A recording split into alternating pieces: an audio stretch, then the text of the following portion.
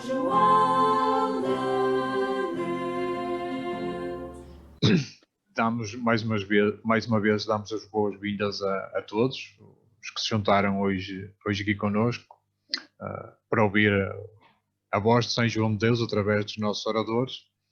O mês passado tivemos cá a irmã Mariana, que hoje está cá na nossa companhia novamente, e hoje temos como oradores o irmão Ramos e a Catarina. E temos também na parte musical, temos cá o Diogo, que nos vai presenteando sempre que pode. Se não for ele, está o Guilherme, também que está cá hoje, e outros jovens que nos vão ajudando a enriquecer este momento. Então, se calhar, antes de começar, Diogo, se estiver disponível, aí já uma música pronta, então começamos, se calhar, com um momento musical, assim pode ser que ainda chegue, entretanto, mais uma outra pessoa. Mas quando quiseres, Diogo, somos todos ouvidos. Ok. Obrigado. Boa noite a todos. Obrigado.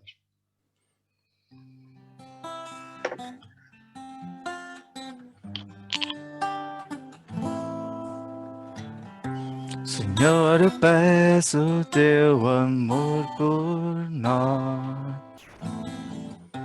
É tão mais fácil conviver. Com atenção ouvimos tua voz para podermos aprender. Ó Senhor, dá-nos tua graça e luz para podermos caminhar. E carregando esta nossa cruz, fica mais fácil suportar. Senhor, ensina-me a viver, a dar e a receber. De ti o que eu mereço é tudo que eu te peço, para continuar a poder caminhar para a frente. Ó Senhor, dá-me a tua mão, que eu nunca diga não. Tu és a minha luz, és tu quem me conduz até à eternidade, com toda a liberdade, para sempre. Ó Senhor.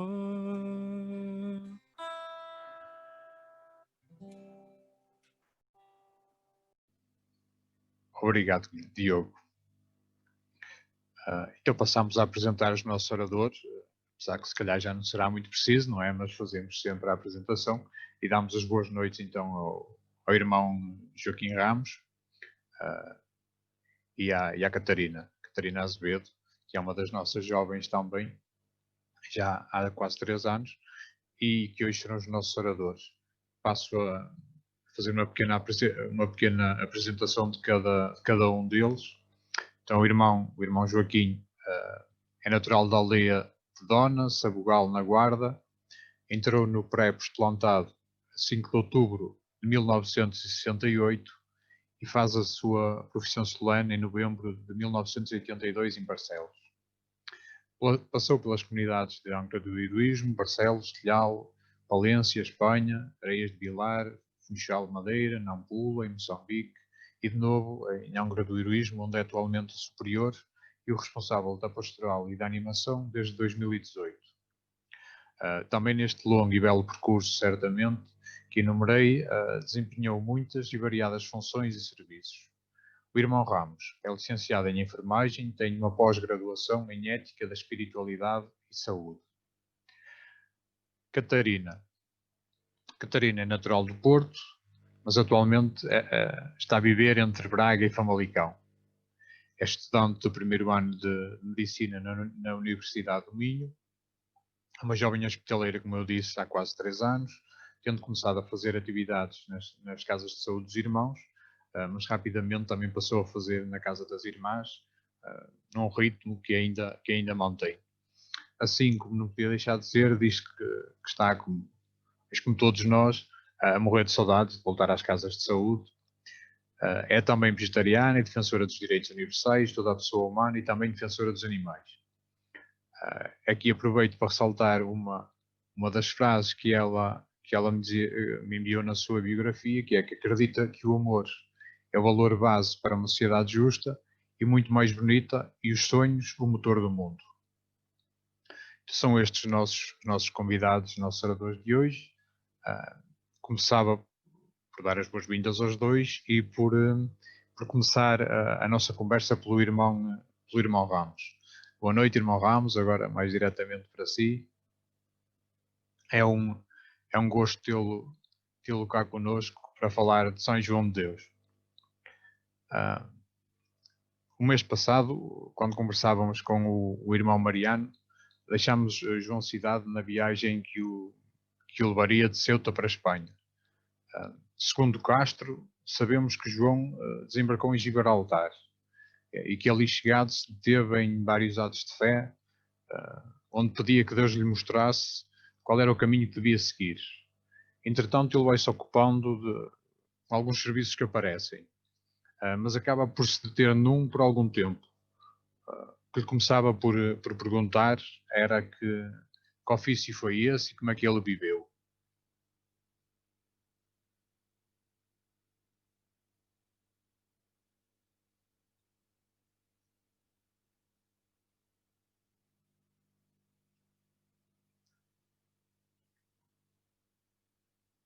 Não sei se o irmão Ramos conseguiu ouvir.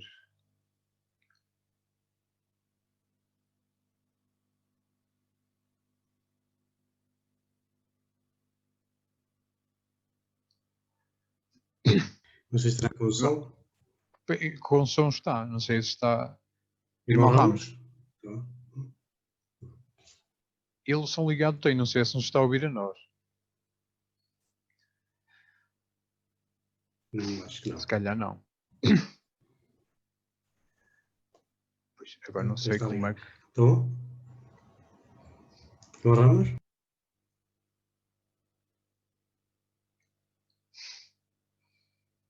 Os problemas técnicos. Nós aguardamos um minuto. Pode ser que o irmão Alberto consiga resolver o impasse da chamada.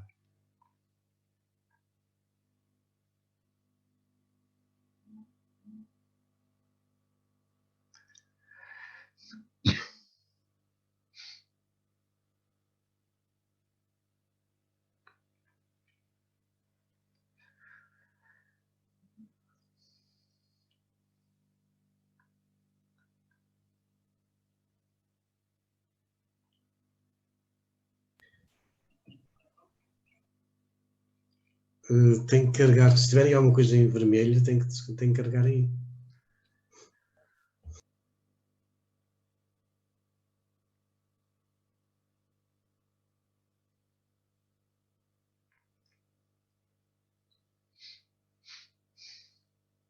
Agora está a conectar ao áudio, já aparece ali.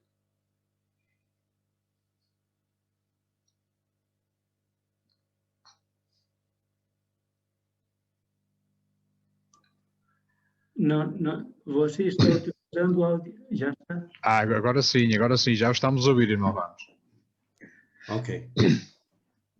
Seja muito bem-vindo, apesar de já cá estar há um bom bocado. Muito obrigado. Obrigado nós por ter aceito o convite. Não sei se ouviu a pergunta, se quer que lhe repita. Não ouvi, não. Pronto. Comecei a ouvir agora. Pronto, não há problema, a gente volta a repetir, não há problema nenhum. Estava a dizer que o mês passado, quando falámos com o irmão Mariano, deixámos falar, o último episódio que falámos foi daquela viagem que João estava a fazer de Ceuta, que o traria para a Espanha novamente. E sabemos que, segundo Castro, ele desembarcou em Gibraltar, onde teve várias ocupações, mas houve uma que se destacou, um ofício que se destacou e que lhe perguntava era que ofício foi esse e como é que ele o viveu. Antes de mais, cumprimento esta maravilhosa não digo assembleia, mas esta audiência, não é? Não naquele sentido que clássico costumamos ter como o que é uma audiência, etc., mas no sentido mais da hospitalidade abrangente, família hospitaleira e etc. E de facto, essa profissão, pois era livreiro, não é? Que apareceu num determinado contexto, já mesmo sobretudo em Gibraltar, não é? Mas isso deveu-se a um determinado contexto, não é? Depois da saída de Ceuta, todos nós sabemos em que circunstâncias é que saiu, e que devido a uma experiência espiritual, religiosa e contexto familiar do nobre que foi exilado para Ceuta, e chegou a um dado momento, com a devida licença, porque São João de Deus era uma pessoa muito delicada, mesmo perante quase a imposição do confessor a quem ele tinha aberto a sua alma, não é? E contado aquilo que se passava com ele, mesmo assim pediu licença a essa família para se ausentar, e concordaram muito bem. E então foi para Gibraltar, e aí surgiu a profissão de livreiro, não é? Com uma pedagogia que nós apelidávamos de uma inteligência inteligente, não é? Não só inteligente, mas uma inteligência inteligente. Na medida em que, a partir de artimanhas, boas artimanhas, não é? Conseguiu, portanto, no sentido de, no fundo, era de promover a boa literatura, não é? E também, sobretudo, numa determinada orientação cristã. Hoje, como é que faria hoje? Não sei. Mas certamente, a mim parece-me que a mesma pedagogia que daria talvez resultado, também alguma... Pronto, dava para pelo menos discutir e andar à volta daquilo, não é? Mas o que ele pretendia era que as pessoas lessem, sobretudo naquela altura a Bíblia ainda estava pouco difundida, mas já havia alguma literatura no sentido de catequeses e etc. Depois, a partir daí, claro,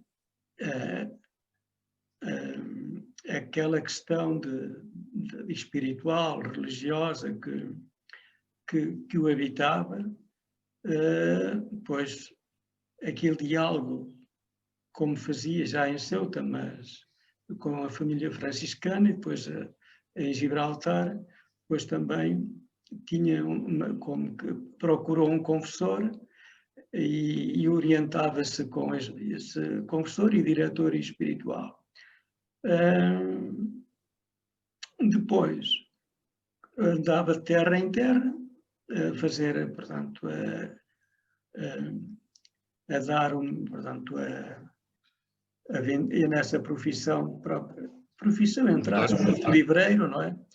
E até que chegou um dado momento, foi mesmo então para a Espanha, ao continente, não é? Nesse período em que ele era livreiro, Castro não cita, mas outros biógrafos sim, é quando surge aquele episódio do menino, não é? Que lhe indica a sua vocação. Pode falar-nos dele? Sim, o António, um dos biógrafos que relata isso é o António Gouveia, não é? E relata de uma forma muito interessante, não é? Encontra uma criança, não é? Pequena, andrajosa, mal vestida, descalça, e seja bom Deus faça em contra disso também. E viu que, perante aquela cena, o que é que ele faz? A primeira coisa que faz é descalçar os seus sapatos ou sandálias e colocá-las nos pés da criança. Claro que está para rir, porque como é que umas sandálias de adulto, numa criança pequena, não. Mas tem o seu lado positivo, não é? No sentido de que São João de Deus compadeceu-se da criança e na primeira etapa foi essa mesma, descalçar as sandálias e colocá-las na criança, mas viu que aquilo não facilitou nada, então fez assim, olha, põe-te aos meus ombros e pôs-se a jeito e subiu para os ombros, não é? Levou às cabalitas, assim se pode dizer. Depois, viu que São João de Deus, nesse tempo, segundo parece, é no verão, transpirava por todos os lados e com o peso da criança chegou a uma fonte. E nessa fonte pediu licença também ao menino, para onde se lhe dava licença, para beber água, porque estava com sede. Escusado será a dizer, colocou o menino junto na sombra e às tantas, quando João Cidade olha para o menino, vê-o transfigurado e oferece-lhe uma romã encimada com a cruz e dizendo-lhe, Granada é a tua cruz. E assim foi. E prosseguiu a sua viagem até chegar a Granada. Ali, já naquela aparição, foi ali uma manifestação já profética do que seria o seu destino. Destino, não é destino, mas que seria a missão que Deus tinha para com ele. Ele depois então vai para Granada e sabemos que ele se vai fixar junto da Porta Elvira, não é? Exatamente. O irmão acha que houve um motivo especial por ser junto àquela porta, ou foi aleatório? Não, São João de Deus era uma pessoa muito inteligente, não é? E viu por onde é que as pessoas passavam. E aí era a rua mais movimentada da época, não é? Mesmo independentemente das pessoas quererem passar ou não passar, e mesmo passar por ali, não é? E claro, montou a sua livraria e provavelmente também residência, seria uma livraria residencial onde ele viveria também, claro, só podia ser assim. Porque São João de Deus não tinha o luxo de ter uma residência, não sei, a um lado, e depois a livraria ao outro. De modo que onde vendia os livros, aí dormiria, não é? O método de venda seria o mesmo, não é? Quando era livreiro. Sim, a estratégia era exatamente a mesma. Até ao dia 20 de janeiro, aquele dia célebre, não é? Até aí foi exatamente como em Gibraltar, não é? Sabemos que ele muitas vezes usava os livros mais profanos para a seguir conseguir vender os religiosos. Exatamente, era isso que eu queria dizer há bocado também, quando eu disse que revistas é que compraria hoje para atrair as pessoas para depois seguir a estratégia no sentido de lerem a literatura. Hoje seria a Sagrada Escritura, certamente, ou o Catecismo, ou coisa assim do género, não é? Mas para aquela época, acho que foi uma estratégia arrojada e inteligente, com uma inteligência inteligente, como eu disse há bocado, não é? Sim. E as pagelas... Era uma forma de fazer catequese, não é? Sim, inclusive com as pagelas e imagens santas. Exatamente. Estampas, os livros de cabelaria, que eram os profanos. Sim. Pronto, e o irmão Ramos falou no dia 20 de janeiro, pois é o tema central deste encontro hoje, não é? Que é aquele 20 de janeiro de 1538, que é o tema central da nossa conversa. Sim. E depois falámos do episódio da conversão, ou que outros biógrafos colocam sobre o teu, em vez de conversão, chamam de vocação. Chamam-lhe, desculpa. De vocação. Há um biógrafo ou outro nas biografias que, em vez de conversão, chamam a vocação de João Cidade ainda, não é? Depois seria o nosso João de Deus. Sim. O irmão, o que é que... Quando se faz a hermenêutica de uma pessoa, não é? Cada um diz o que quer, diz o que lhe parece, não é? Para mim, a conversão de São João de Deus não começou aí. Vendo as expressões que ele usava já, ou melhor, recuando, não é? Quando se encontrou com o seu tio, não é? Quando lhe disse, olha, o teu pai morreu e a tua mãe também, etc. E eu disse, já que Deus, ou que os meus pais me deram tão bom exemplo, e vejo como aqui já não tenho ninguém, pois o meu desejo é sair desta terra e ir para outro lugar onde possa servir a Deus, não é? Sim. Aí não é já qualquer, aí para mim já é o toque numa linha bastante avançada no sentido deste desejo, deste anseio de servir a Deus, que depois se concretizou mais concretamente em Ceuta, porque quando ele aceita ficar numa família e cuidar dela e etc., não é uma pessoa qualquer, não é com um cristão normal e corrente de todos os dias, não é? Pode acontecer, mas da forma como ele o fez, significa, seja onde eu já estava muito tocado. E então, com aquela experiência espiritual, com aquelas manifestações e naquele diálogo que Castro coloca na sua boca, não é? Aquele desejo, aquele anseio de servir a Deus e não sei o que mais, e para lhe dar a paz, a tranquilidade, porque era uma pessoa já muito inquieta, como um vulcão quase, não sei, e também com a vivência de experiência, segundo ele, de pecado e etc. Havia ali já um rebuliço muito grande. Claro que depois em Gibraltar a mesma coisa, depois então aí sim, no dia 20 de janeiro, seria o auge da sua conversão, o desplotar de uma vivência, daquela vivência quase que como um vulcão que explode, ou se quisermos uma coisa mais suave, como um grão de romã, como uma romã que amadurece e se abre e começam a sair os grãos, não é? E então, graças ao sermão do padre João Dávila, e então aí sim, quer dizer, foi o que sabemos todos, extravasou até àquele limite de ser considerado louco. E de facto, eu não digo que era louco, não é? Mas era as expressões. Se ele tivesse os mesmos comportamentos, as mesmas atitudes no dia de hoje, acontecia-lhe a mesma coisa. Mas ele também, segundo o biógrafo Castro, também disse que ele simulava, não é? Simulava sim. Coisas, etc. Não é? Para levar a água ao seu moinho.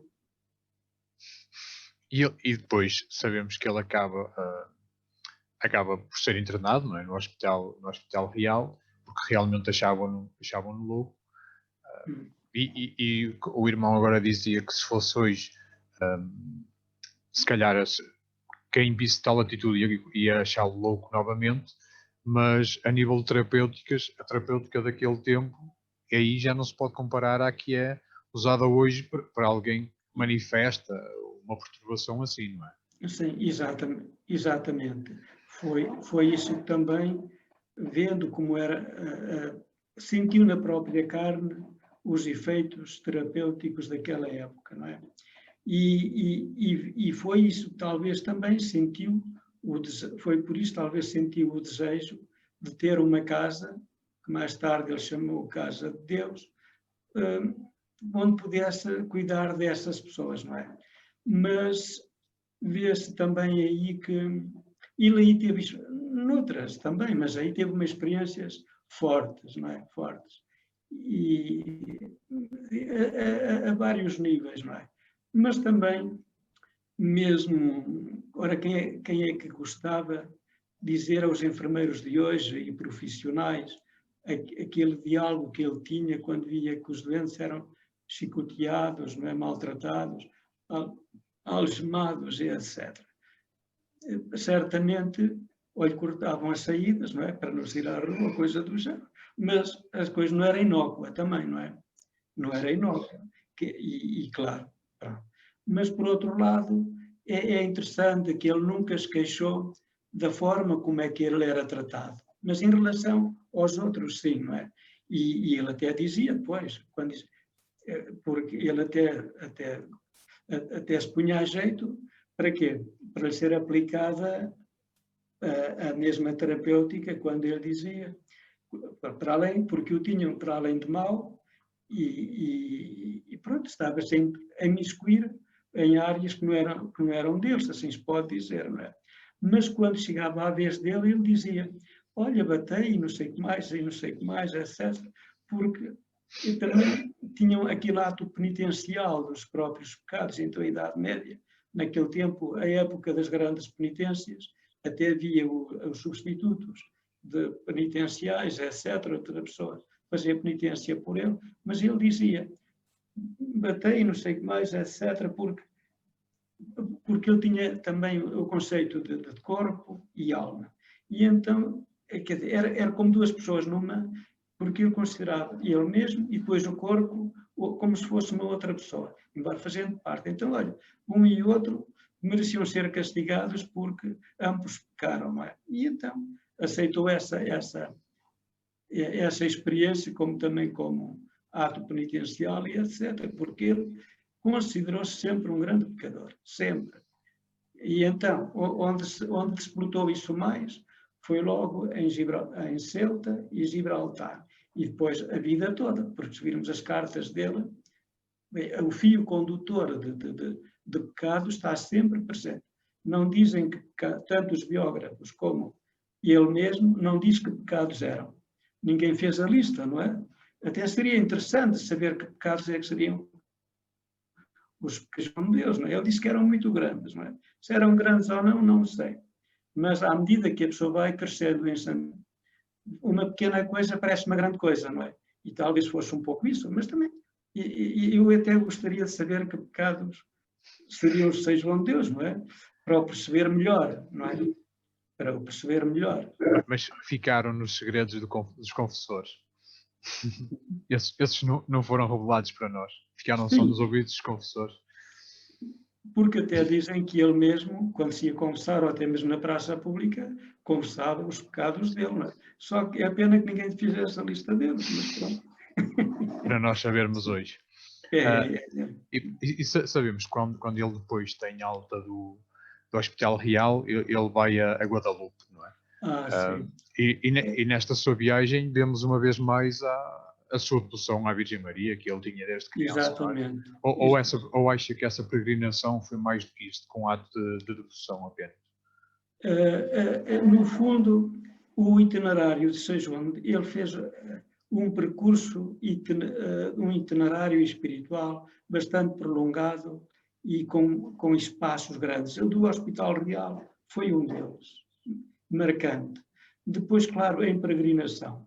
São João de Deus, nele mesmo estava como que implícito o viajar e peregrinar. Não era a pessoa de estar fechado em estruturas e condicionado em estruturas. Era nessa linha de peregrino, sim, de peregrinação espiritual, mas ao mesmo tempo aprender as técnicas que se usavam nesse tempo. E aí aproveitou também o Hospital Real, foi uma aprendizagem. Mas depois aí também. E depois, quando chegou o devido tempo, voltou novamente para Granada e então aí começou a sua atividade. Mas ele nesse tempo que teve em Guadalupe, alguns biógrafos, Castro penso que não, mas por exemplo Marcos Gastão e outros, falam-nos do episódio em que a Virgem se manifesta e lhe apresenta o menino. Sim, sim, e ao mesmo tempo também, portanto, pôs-lhe a coroa de espinhos, e etc. E também outra cena, mas aí disse, olha, entregou-lhe o menino Jesus também para aprender a vestir os seus pobres futuramente, não é? Mas aquela experiência do sacristão também, em que tenta agredir, seria o termo, talvez, agredir São João de Deus por causa de... Pronto, estaria ali nas suas devoções e ficou com o membro inferior paralisado e também, segundo parece, seria o primeiro milagre de São João de Deus, porque depois o sacristão ficou bem, etc. Mas acho que São João de Deus não precisa desses floreados. Se é verdade, muito bem. Mas São João de Deus não precisa desses episódios para ser, para ser a pessoa que é o gigante da hospitalidade, se assim se pode dizer, do ponto de vista não filantropo, mas ao mesmo tempo do aspecto teológico, etc., a configuração com Cristo misericordioso, e etc. E também aquela parte da cruz, da paixão, morte, etc., do aniquilamento. Tudo isso está subjacente na vida de São João de Deus, não é? De uma forma muito marcante. São João de Deus estava plenamente cristificado, se assim se pode dizer. E se virmos as cartas, porque costuma-se dizer que a boca fala da abundância que está no coração, não é? E se lermos as cartas, vê-se que Cristo, a Virgem Maria, os pobres, os benfeitores, as mensagens, quer dizer, no fundo aquelas mensagens comuns e banais que têm a ver com as obras de misericórdia, portanto, as virtudes teologais e cardeais, e anda à volta disso, não é? Pois o mundo, o demónio e a carne anda à volta disso, não é? Que era também a doutrina da época, não é? Com o seu significado, com os seus significados e etc. Sim, e nessa linha era mesmo a última pergunta, a última não, depois tenho outra no fim, mas antes de passar à Catarina, tinha uma pergunta mesmo nessa linha que lhe queria fazer, que era o João Cidade, não é?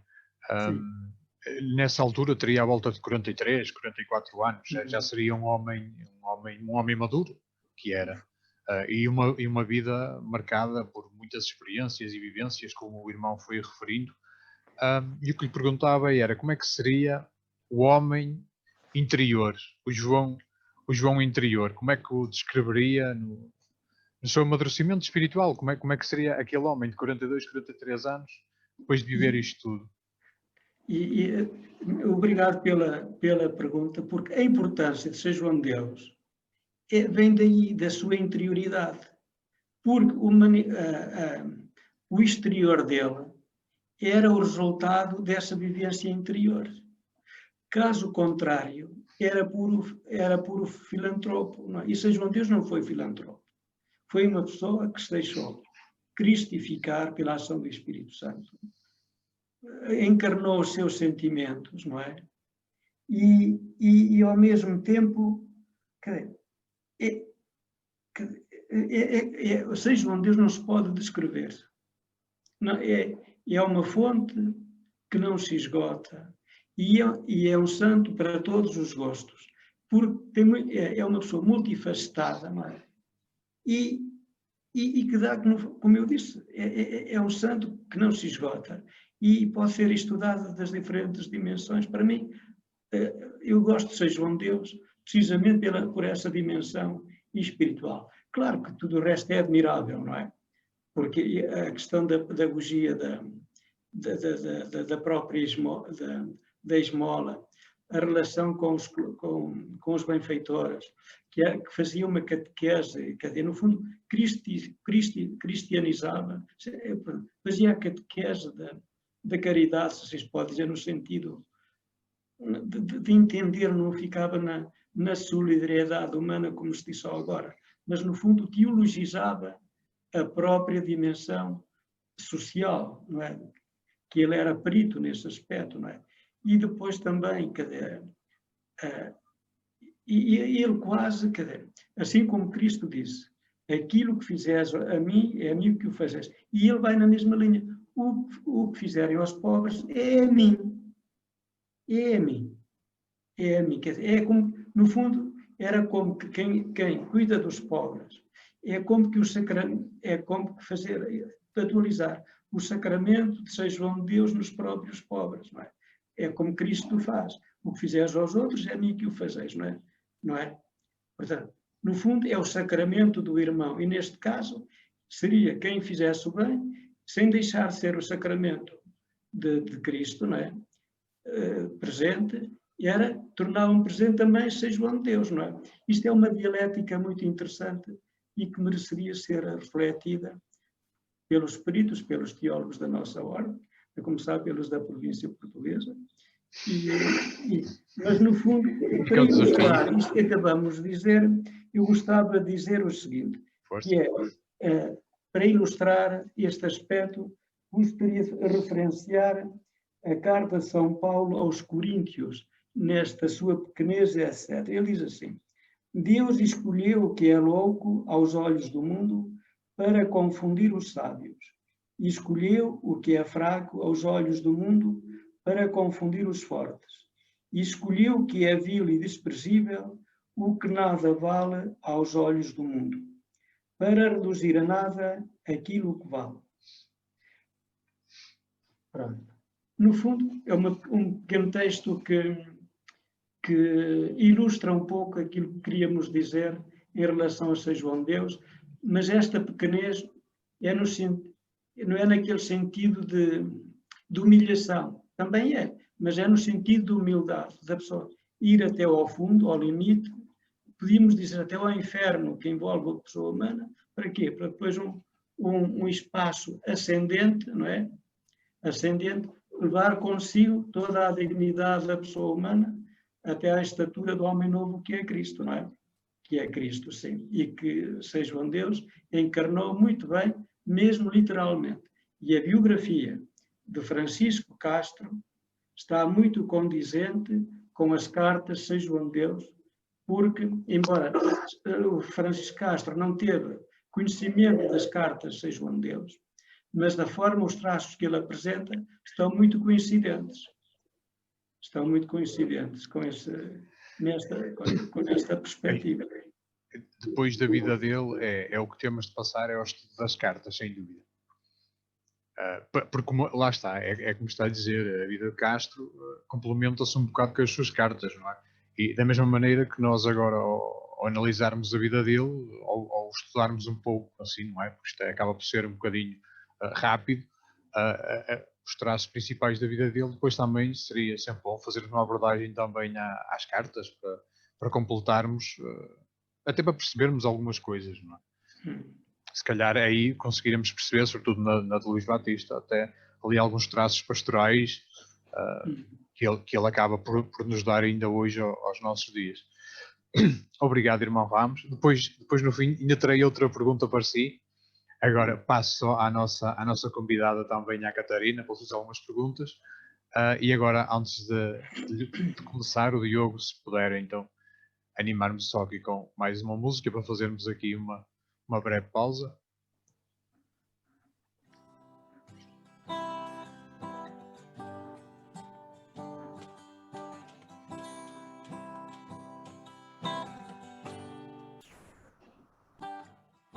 Sai da concha dos teus medos, larga o teu porto seguro e liberta a tua estrela. Lança um olhar no futuro, arriscamos a partir, seguimos a sua luz, mil vidas a partilhar. Somos jovens mensageiros de Jesus. Vem, caminha nesta estrada, desponta a madrugada. Jesus é o nosso porto. Vem, já nasce um novo dia, traz a tua alegria, embarca neste porto. Vem, caminha nesta estrada, desponta a madrugada, Jesus é o nosso porto. Vem, já nasce um novo dia, traz a tua alegria, embarca neste porto.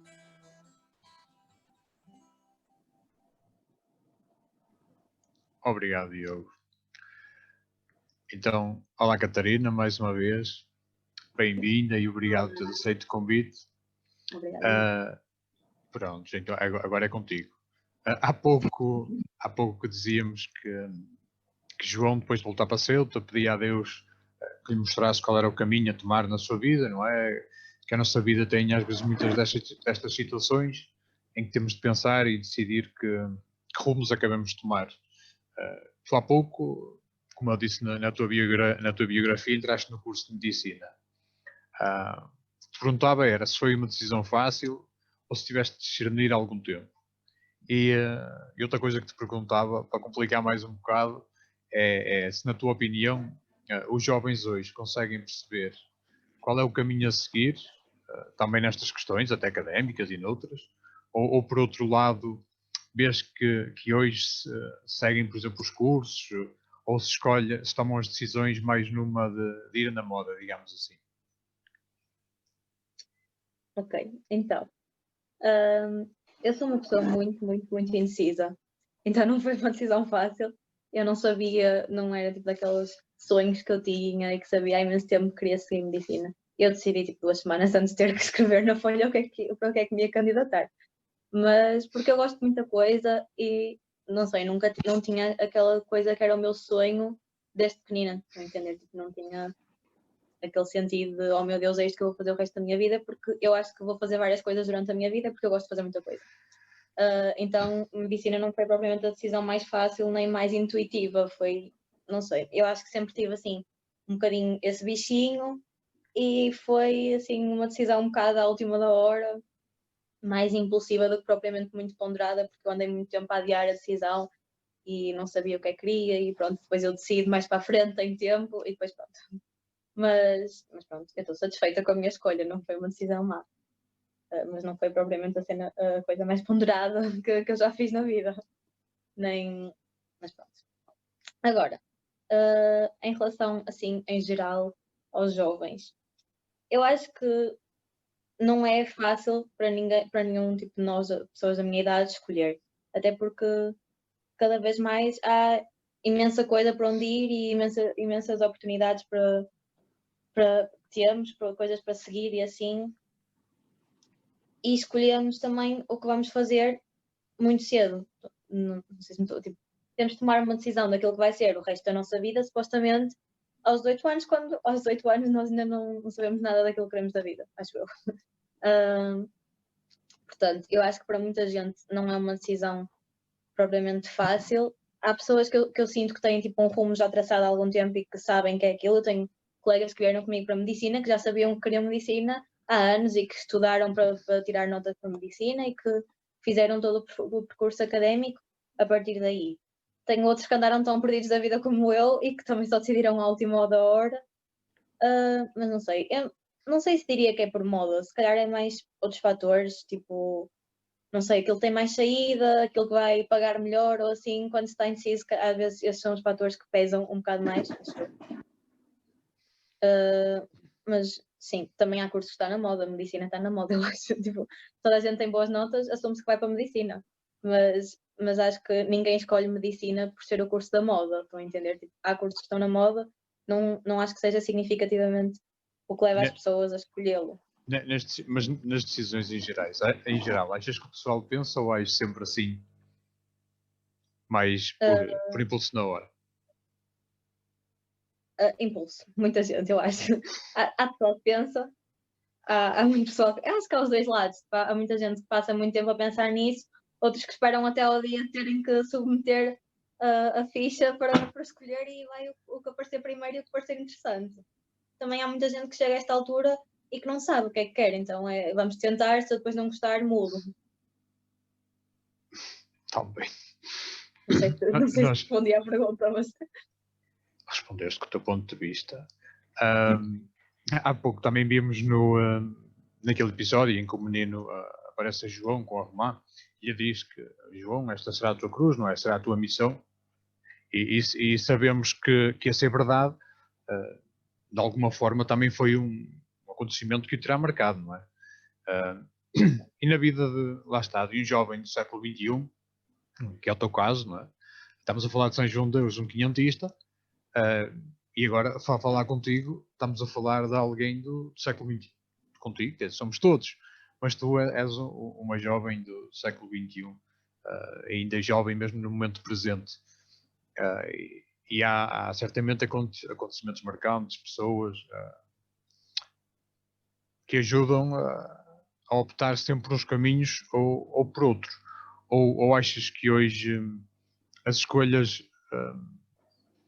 são mais objetivas e fáceis? Ou seja, o que pergunto é se hoje as pessoas os jovens até, se deixam influenciar as suas escolhas por algo que os vai marcando ao longo da vida, por pessoas que os marcam, e aí vão vendo sinais para aquilo que vão seguindo, ou se agem mesmo naquela hora, objetivamente, sem se basearem em nada. Não, eu acho que nós somos bastante influenciáveis por aquilo que vai acontecendo na nossa vida. No meu caso, por exemplo, eu acho que o curso que eu escolhi teve muita influência daquilo que eu comecei a fazer aqui nas atividades e das realidades com que contactava, e perceber o gosto que eu tinha por servir as pessoas e por cuidar do outro e assim, e isso teve muita influência no curso que eu escolhi, e todas as minhas possíveis opções que eu alguma vez ponderei tinham sempre esta parte da presença com o outro e do cuidar e assim, e acho que em geral com os outros jovens também é assim, há sempre alguma coisa que nos marca. Nós não decidimos aquele curso por acaso, tantos, aquele até pode ser uma escolha impulsiva, mas há alguma coisa que nos leva a considerar aquela escolha, não é? E eu acho que tem sempre a ver muito com aquilo que nós vamos vivendo durante a nossa vida, e até pode ser um professor de matemática que era incrível e que nos marcou, e ok, eu vou seguir matemática e vou ser como aquele professor, ou então aquela aula de história que foi incrível e que eu fiquei mesmo interessada e que eu quero estudar história para o resto da minha vida. Eu acho que há sempre alguma coisa que vai influenciar essa escolha, por muito impulsiva que seja a escolha naquele momento. Se ela está lá é porque alguma coisa a influenciou a estar. Portanto, eu acho que nós continuamos a ser receptivos a essa influência daquilo que se passa na nossa vida. E também nós falávamos da conversão de João. A conversão é sempre algo que implica uma mudança. Quando falamos em conversão, a palavra mudança está sempre ali inerente. Tu és uma defensora dos direitos universais, como eu disse na tua biografia. Como jovem e mais como opinião pessoal, tu achas que uma pessoa não pode ser totalmente má e possui sempre algo de bom que ainda pode florescer, ou na tua opinião achas que há casos perdidos? Então, eu não acho que ninguém seja intrinsecamente mau, não acho. Eu acredito que nós todos temos uma parte má e uma parte boa. Agora, acredito que há pessoas que ao longo do seu desenvolvimento vão desenvolvendo muito mais a parte má do que a boa, como o contrário, pessoas que praticam muito mais o bem, por assim dizer, do que o mal. Não diria que são pessoas sem salvação, mas não sei. Eu acho, não sei se faz muito sentido, mas é quase como se fosse um hábito. Por exemplo, uma pessoa que fuma há 50 anos vai ter muito mais dificuldade de largar o tabaco do que uma pessoa que fumou meia dúzia de vezes, não é? Eu acho que se nós passarmos uma vida inteira a praticar o mal, não vai haver grande coisa que nos leve, que nos motive a mudar isso. Não sei se me estou a fazer entender, mas não acredito que não haja salvação. Eu acho que há sempre jovem, alguma coisa que é capaz de nos fazer mudar e de nos fazer transformar esse lado mau num lado melhor. Agora, o que eu acredito é que nós sempre, durante toda a nossa vida, temos o nosso lado mau e o nosso lado bom, e que é um bocado uma escolha, de alguma forma, qual deles é que vamos praticar, mas muitas vezes também tem a ver com o contexto em que crescemos e aquilo que se propiciou para nós, acho eu. Como jovem hospitaleira que és, achas que esta postura de São João de Deus continua atual, de irmos de encontro precisamente a essas pessoas que por maioria da sociedade, por opinião geral, são as consideradas más? Sabemos que São João de Deus era precisamente a essas às vezes que ele ia também. Tinha dias próprios para isso, para aqueles que eram considerados os piores. Sabemos o caso dos primeiros discípulos, que quer dizer, um estava preso e o outro queria que ele fosse preso e se pudesse ser executado melhor. E São João de Deus vai intervir nesses casos mesmo também e noutros, e ele não tem... acaba por não ter quase limites, não é? Por isso é que é o louco de amor. Acaba por não ter limites e não dá nenhum caso como perdido. Achas que este nosso carisma da hospitalidade, de irmos precisamente àqueles que muitas vezes os outros rotulam como esses casos perdidos, continua atual? Ou essa parte da mensagem de São João de Deus hoje em dia já não faz sentido?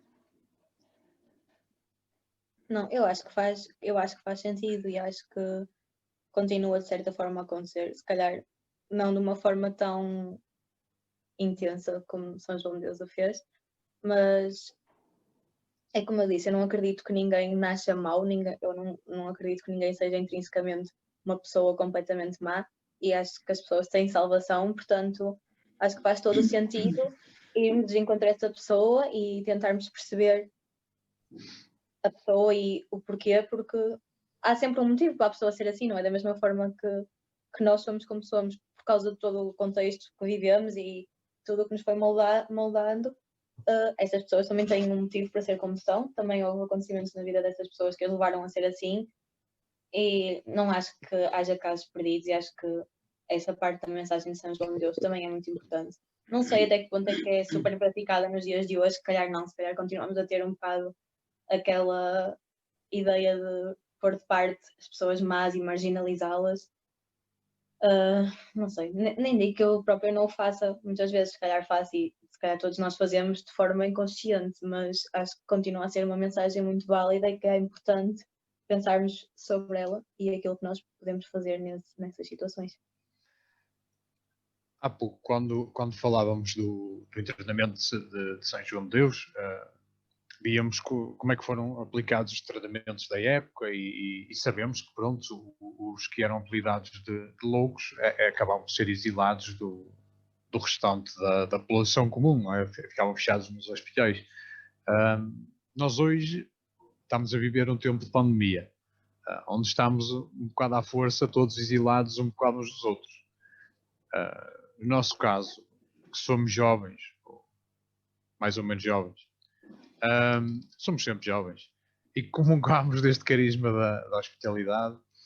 Achas que o facto de nós hoje não podermos ir às casas de saúde, não podermos fazer atividades, nos tirou a possibilidade de colocarmos esta hospitalidade de São João de Deus em prática, ou por outro lado podemos pô-la em prática de outras formas? O que estou a perguntar é se agora que os jovens que neste momento não podem fazer atividades presenciais, não é, nas casas de saúde, podem continuar a pôr a render a hospitalidade que lá aprendem e de que formas? O que é que tu achas? Eu acho que sim, que a hospitalidade não é só aquilo que nós fazemos nas casas de saúde e as atividades de voluntariado que lá fazemos. Eu acho que nessas situações, nas atividades assim, acabamos por ter uma sensação muito mais intensa dessa vivência da hospitalidade. Eu acho que é um bocado onde nós vamos recarregar esses valores e voltar a alinhar aquilo que somos e os valores que praticamos, mas não o fazemos para ficar lá perdido e esquecido. Nós fazemos para trazer a hospitalidade para a nossa vida, para o nosso dia-a-dia, pelo menos é o que eu tento fazer, e vivermos no nosso contexto. E eu acho que a hospitalidade é muito mais do que ir fazer uma atividade de voluntariado. A hospitalidade é, para mim, abrirmos o nosso coração para aquele que nos é próximo e que está ao nosso lado, e não tem que ser uma pessoa que está na casa de saúde para o fazermos. Pode ser o nosso vizinho ou a pessoa que passa por nós na rua e que nós sentimos que está mal e precisa de ajuda, ou mesmo que não esteja mal e simplesmente precisa da presença de alguém. A nossa hospitalidade é mesmo isso, é sabermos levar estes valores para fora das atividades e tentarmos passar um bocadinho isso na nossa vida e acolhermos os que estão à nossa volta, e não temos que ir fazer uma atividade de voluntariado para o conseguirmos fazer, apesar de eu estar a morrer de saudades e achar que é muito importante as atividades no mesmo, ok? Eu quero voltar, mas não, a hospitalidade não se vive só nas atividades. É verdade. As casas de saúde acabam por ser, como dizia Pierluigi Marchesi, acaba por ser a nossa faculdade, não é? A nossa escola de aprendizagem são as casas de saúde, que é para depois aplicarmos não só lá, mas também em toda a nossa vida. Para concluirmos a conversa de hoje, colocava uma pergunta não só a ti, mas também ao irmão Ramos, que era, como eu dizia, uma pergunta no fim. Porque, claro, entre um e outro, a opinião até pode ser mais ou menos parecida, mas cada um traz suas palavras para expor, não é? João foi aplicado, como nós temos vindo a dizer, por muitos, na sua época, por louco. E para nós, seguidores dele, não é, que somos hoje, somos a continuação de São João de Deus no século XXI, se nos chamarem loucos por nós termos alguns atos parecidos, porque iguais se calhar é muito difícil, se calhar não é, ou nós é que tornamos difícil, mas se nós tivermos uns atos parecidos com São João de Deus, se nos chamarem também de loucos, será que nós sentimos como vergonha ou como um elogio para nós próprios? E será que nós, homens e mulheres do século XXI, ainda estamos abertos a ser loucos de amor, como ele foi? Não sei se o irmão Ramos quer já responder. Posso responder, sim.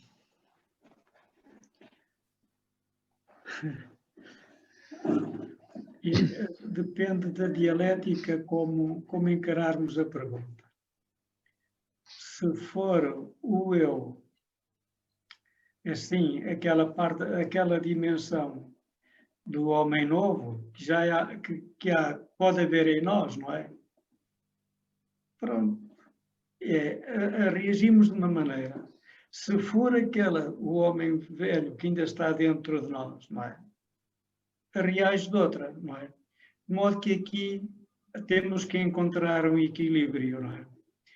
Quando se racionalizarmos a situação, reagiríamos de uma maneira. Se a sublimarmos, será de outra, não é? De modo que é aquela expressão de São Paulo, não é? Por um lado quero o bem, não é? E às vezes nem faço, não é? E aquilo que a gente não quer é precisamente o que faz. Nesta questão de como é que reagiríamos, pronto. Eu digo sinceramente, eu tenho dificuldade em responder a essa pergunta na medida que depende do momento, não é? Se estamos assim numa linha espiritual mais, quer dizer, portanto, se nesse dia tivermos a dimensão espiritual um pouco mais refortalecida, não é? Pronto, não ligamos grande importância. Agora, naqueles dias em que o eu assim mais velho, não é? Certamente que não sente-se incomodado, sim, mas no fundo não deixa de ser uma interpelação, não é? É sempre uma interpelação e depois em que se reflete, não é? E mantemos o equilíbrio, não é? Mas não é no fundo é uma provocação, não é? E costuma-se dizer, depende da maré em para que lado estivermos virados, não é? Pronto, mas não é uma questão neutra e certamente que reagimos, não é? Que reagimos. Não é? Ou até nem que seja pelo silêncio, não é? Pois também. Às vezes é a melhor resposta em certas ocasiões. Exatamente. Relativamente à segunda parte da pergunta, o irmão ainda acha que a sociedade deste século XXI ainda está aberta a ser uma sociedade louca de amor, ou pelo contrário, tende cada vez a ser mais egoísta e centrada em si própria?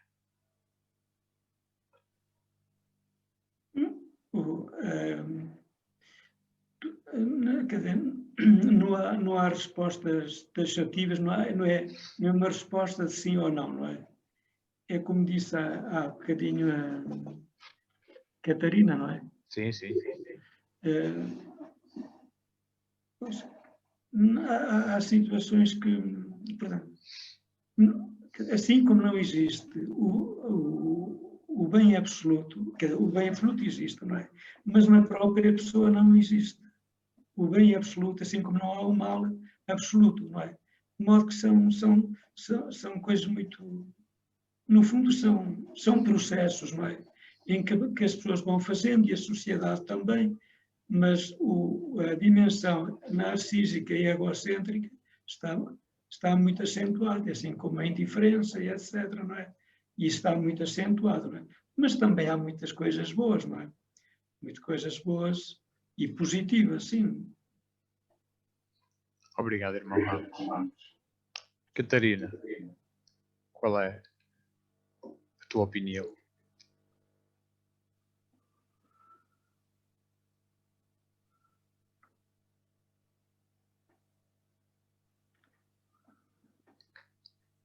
Catarina, perguntava-te qual era a tua opinião. O que é que tens a dizer? Desculpa, assim tampou e voltei agora. Então, para responder à primeira pergunta, eu acho que neste momento, se eu fosse apelidada de louca por fazer aquilo que São João Deu fez, que eu considero que foi uma coisa muito boa e que originou coisas muito boas, não sei se me sentiria insultada, não é? Para mim, vendo todo o caminho de São João de Deus e todo o bem que ele trouxe, para mim não seria um insulto. Claro que eu acho que não me chamariam louca de uma forma de elogio, mas eu tomaria como isso se fosse neste sentido. Em relação à pergunta do mundo, é assim, isso é uma coisa um bocado complexa, não é?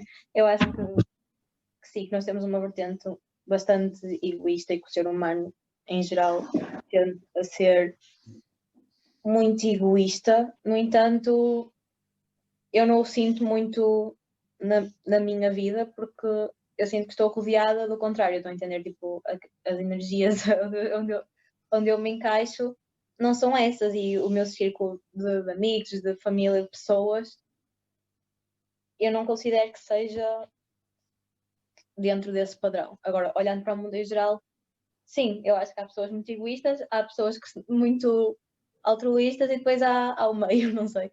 Mas sim, acho que temos um bocadinho essa vertente, e o ser humano bastante egoísta e mais preocupado com o próprio umbigo do que com o bem geral. Acho que sempre existiu, não me parece que esteja perto de acabar, mas espero que para lá caminhamos, não é? Muito obrigado. E pronto, para hoje ficamos então em João, quase a começar ali a sua obra hospitalar, ainda não hospitalar, mas essa abordaremos agora, será o mote para o mês que vem. Agora deixamos também o espaço aberto a alguém, se quiser dizer alguma coisa, fazer perguntas aos oradores, quando eles estiverem, acho que estão à vontade para dizer alguma coisa, perguntar.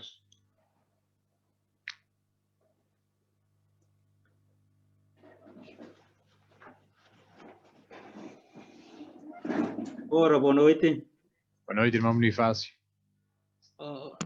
E companhia, que hoje não está sozinho. Sim, estamos aqui três. Estou a ver. Eu gostaria de colocar uma pergunta, sim, duas, ao irmão Ramos. O primeiro era se podemos chamar o episódio de 20 de janeiro de uma conversão, um chamamento vocacional, uma crise psicoespiritual.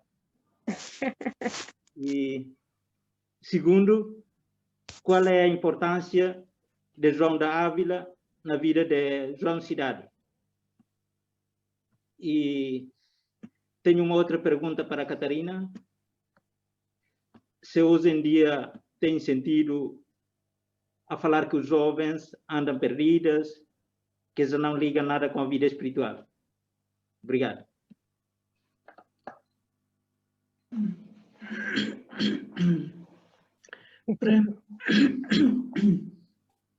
Para mim, o dia 20 de janeiro foi a excentricidade da conversão de São João de Deus.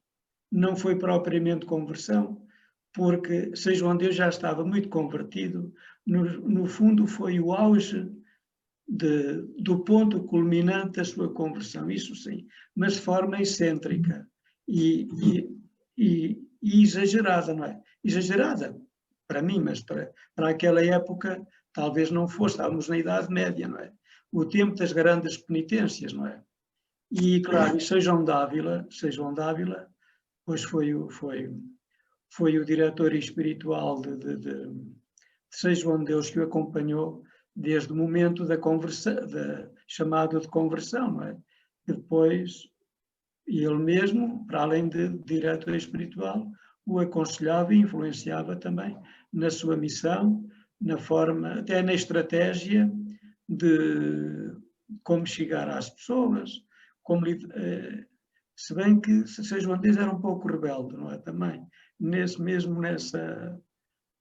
aceitava sim, mas tinha uma identidade, uma personalidade muito forte, mesmo na questão da forma de viver a sua missão, a sua espiritualidade e o seu ideal.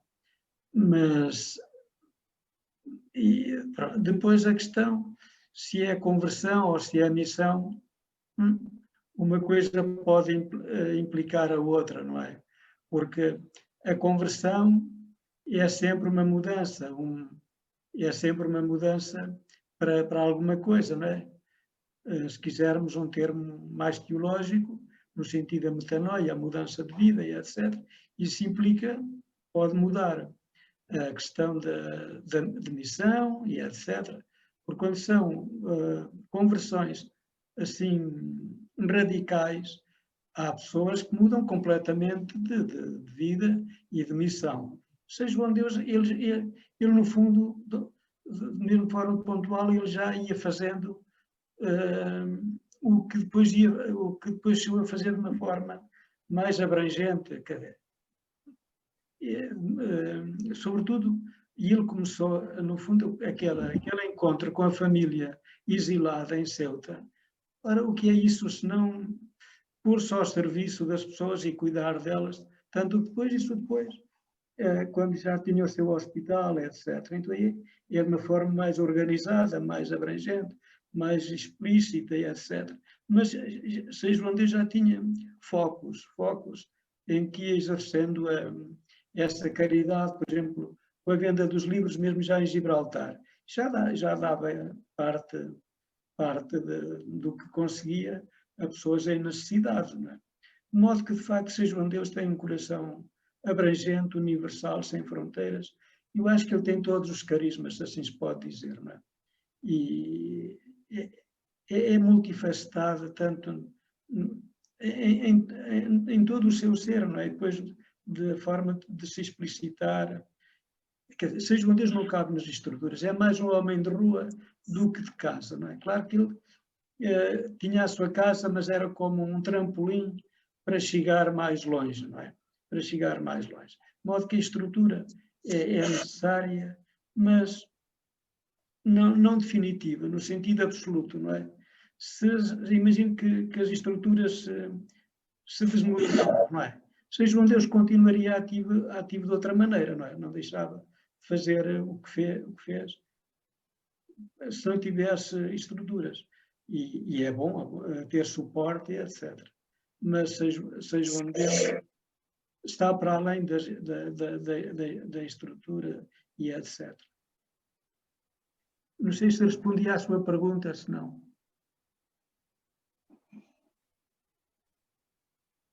Irmão Bonifácio está a dizer que sim. Sim, tá.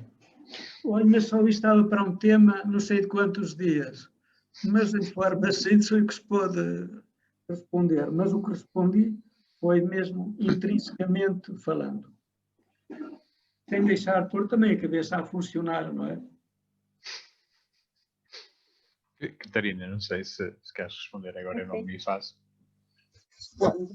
Então, eu acho que sim, que os jovens estão da minha idade, mais novos e até mais velhos, estão mais desligados da espiritualidade do que se calhar estavam sei lá, no século passado, alguns anos atrás, não sei. A espiritualidade não faz parte da vida de grandes jovens, de grande parte dos jovens, mas eu também sou da opinião que a espiritualidade não pode ser impingida. Não sei se faz muito sentido, mas, por exemplo, a mim nunca me foi impingida a espiritualidade, nem a prática religiosa, nem nada, e eu nos últimos anos tenho vindo a descobrir a forma de viver a minha espiritualidade na minha vida. E acho que há muita gente que também o faz desta forma, de descoberta pessoal e de viver a espiritualidade à sua maneira. E acho que, se calhar, muita desconexão dos jovens com a espiritualidade também tem a ver um bocadinho com essa tentativa de obrigatoriedade de alguma forma de viver essa espiritualidade e não sei, ninguém gosta de ser obrigado a nada, não é? Cada vez mais nós somos assim uma geração revoltada contra aquilo que nos é impingido e com aquilo que somos obrigados a fazer e acho que cada um de nós tem que aprender a nossa vivência pessoal da espiritualidade. Acho que é mesmo uma vertente muito importante e que faz falta à minha geração e às gerações abaixo e acima da minha também, muitas vezes, mas que parte de uma liberdade de descoberta pessoal daquilo que é a nossa espiritualidade e a forma como a queremos viver. Não sei se respondi, acho que sim. David, tem aqui o Padre Mariano, que é alentejano da terra de São João de Deus, quer fazer um comentário também sobre a conversão de São João de Deus. Força, irmão Mariano. Eu estava a dizer ao Padre Alberto que São João de Deus era um católico normal, clássico. Ia à missa, fazia bem aos outros. A conversão foi ele descobrir Jesus vivo e real e começou a segui-lo. Aí a sua vida foi totalmente diferente. O resto, as tais gestos que fazia bem, qualquer católico faz. Agora, na profundidade de encontrar-se com Jesus, essa é que é aquilo que a gente chamamos a conversão. E daí, eu já não sou de acordo que ele era o homem da rua, ele era o homem de casa. O acolhimento do hospital é acolher, ir à rua para receber ajudas, para que todos se envolvessem a fazer o bem. É assim que eu vejo mais São João de Deus, mais de casa do que da rua, não é? Por isso é que ele fundou uma obra. O São João de Ávila teve muita importância, mais do que as pessoas pensam. Eu tenho acompanhado um bocadinho esse estudo e tenho percebido que São João de Ávila recomendava-lhe a João de Deus para cada dia da semana ter um pensamento da paixão de Jesus. À segunda-feira era não sei o quê, à quinta-feira era a Santa Última Ceia, e no domingo era a ressurreição. Todos os dias ter um bocadinho desse pensamento de Jesus, exatamente para ele a se alimentar desse Cristo que ele tinha descoberto uma vez. Talvez por eu ter já feito mais de 60 cursos de cristandade, e que encontrei a reação de pessoas as mais variadas e as mais fora de tempo, é que eu percebo um bocadinho que São João de Deus tivesse feito, digamos, esse todo barulho exterior. Quando ele percebeu que era um amor infinito, que ele estava envolvido a vida toda e que ele não tinha correspondido nunca, é que deu esse salto assim visível. E eu acho que São João de Deus achava que era um elogio quando lhe chamavam tonto. Se a gente eu sou padre, o padre é para dizer mal dele, não diga todos mal do padre. A gente tem que estar preparado para isso. São João de Deus, quando agarrou a Jesus Cristo vivo e real, o resto era tudo isso, era um elogio daquilo que em extremos normais, assim chamavam, para ele era o normal que Jesus lhe pedia para ele fazer. É assim que eu vejo São João de Deus muito, talvez um bocadinho diferente do que vocês pensam, mas a influência de João de Ávila foi muito grande nos aspectos todos espirituais que ele apresenta. São João de Ávila tem um livro onde tem a 8 pontos aquilo que a gente descobre em São João de Deus nas cartas. Eu tenho a certeza que foi o grande amigo de João de Ávila, foi um grande amigo, eles eram rapazes da mesma idade. João de Ávila era uma pessoa inteligentíssima e encontrou outra pessoa inteligentíssima voltada para o próximo, que ele não era capaz. Ele era capaz pela falação, ele entusiasmava multidões pela palavra bonita, até diziam que ele levava mais tempo a pregar do que a estudar. Estudava uma coisa rápida que aprendia bem. Ia falava 2 horas, 3, como se usava na época, era a única fonte de alimentação, era o sermão. Mas eu encontro tanta coisa boa que o João de Ávila lhe deu, que ele cresceu muito, e foi São João de Deus que os irmãos agora lhe geram tão grande, com tantos carismas, com tantas virtudes, que eu acho que ainda tem mais do que nós ainda não descobrimos nele. É isso que eu estava a pensar quando ouvi, mas gostei muito de ouvir vocês. Irmão Ramos, O senhor é sempre um raminho que enfeita tudo quando está. Obrigado. Mas eu não digo que São João de Deus não era homem de casa, mas eu gosto de pensar de São João de Deus da rua. E andou muito tempo na rua, desde a esmola até às casas que a gente sabe onde é que ia visitar as pessoas pobres, a casa, a cuidados ao domicílio e por aí adiante. E também fazia, por exemplo, o ir às praças, Até as ao praças rei, públicas. 700 quilómetros, meu querido. Queres mais a rua? Não há mais. Mas foi a 700 Sim, quilómetros. eu, como disse, São João de Deus é um homem para todos os gostos, de modo produtor. Cada um vê-o à sua maneira. Eu gosto de o ver assim, de uma forma, sem ser de casa, e gosto de o ver homem de casa e homem da rua. E era muito da rua, sim. Muito bem. Muito bem. Obrigado. Obrigado, irmão Mariano, também pelo seu contributo. Não sei se mais alguém quer dizer alguma coisa, fazer alguma pergunta. Desculpem, eu vou ter que sair, eu vou ter exame, eu ainda tenho muita coisa para estudar hoje. Mas queria agradecer pelo convite, obrigada por me ouvirem e pronto, é isso.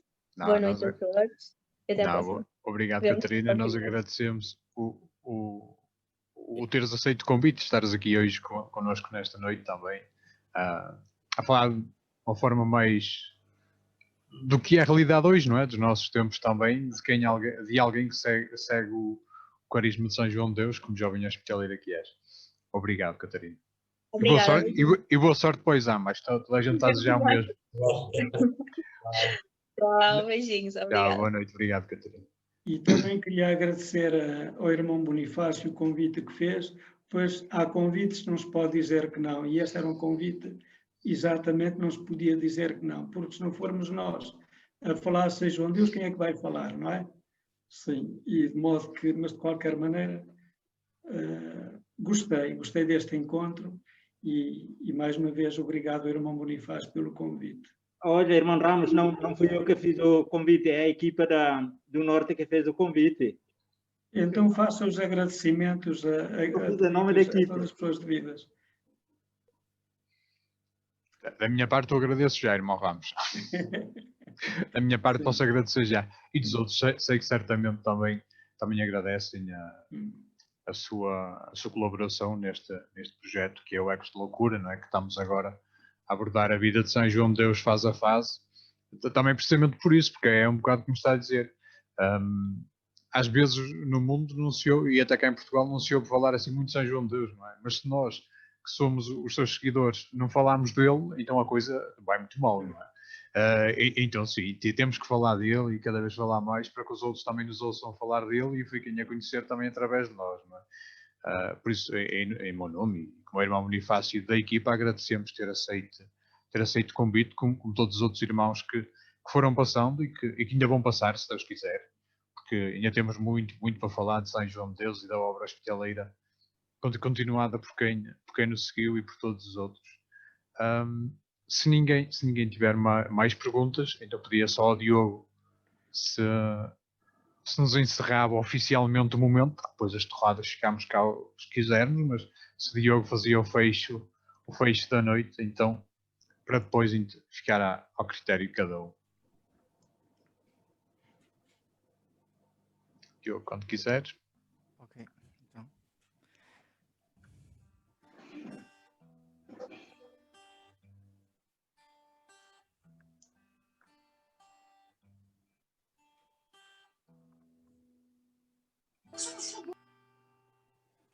Que importa, Senhor, se é tão longe para mim a praia onde tenho de chegar. Se sobre mim levar pesada a clara luz o teu olhar. Hoje te peço, Senhor, para seres a luz que me ilumina na plenitude da tua luz divina. Luz terna e suave no meio da noite. Leva-nos mais longe. Não temos aqui uma morada permanente. Leva-nos mais longe. Luz terna e suave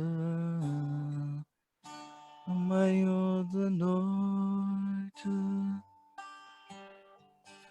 Luz terna e suave no meio da noite.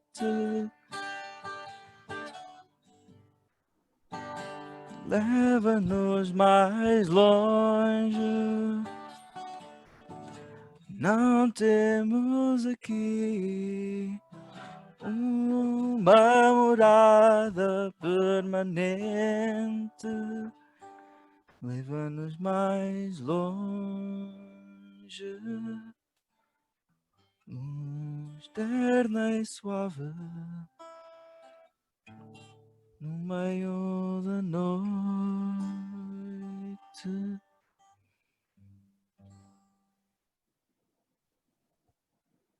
Obrigado, Diogo, por nos encerrares a noite com este hino de completas, se não me engano, de quinta-feira, mas que é um hino de completas, precisamente a oração da noite. Muito obrigado e obrigado pela tua colaboração durante o programa, ou a tua, do Guilherme, que cá está, e todos os outros jovens que nos têm acompanhado na parte musical, porque nós, isso na equipa, estamos um bocado falhos de malta que canta. Quer dizer, temos a Juliana, mas a Juliana também não pode ser sempre. E agradecemos a todos a participação mais uma vez em mais este encontro, e para o mês que vem temos encontro marcado, se Deus quiser, talvez no dia 1 ou dia 2, porque é dia 1 de janeiro.